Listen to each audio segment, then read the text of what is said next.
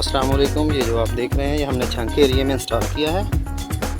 यहाँ पे कुएँ की गहराई भी काफ़ी ज़्यादा है। तो अल्हम्दुलिल्लाह इस वक्त मौसम भी इतना क्लियर नहीं है, ये आप देख सकते हैं सूरज भी इतना क्लियर नहीं है, लेकिन उसके बावजूद अल्हम्दुलिल्लाह एक अच्छे प्रेशर के साथ चल रहा है।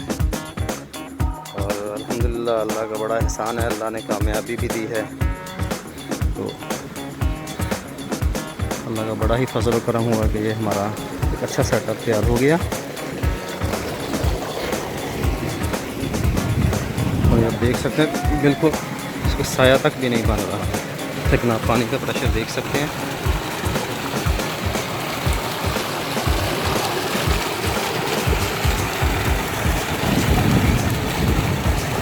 जैसे ज़्यादा धूप बढ़ती है तो पानी का अल्हम्दुलिल्लाह अच्छा प्रेशर बन रहा है।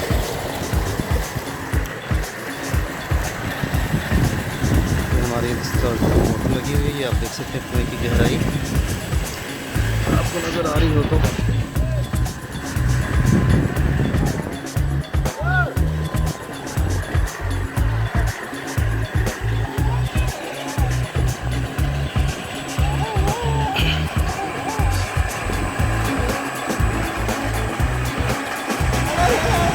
देख सकते हैं आप, मोनो ब्लैक जो है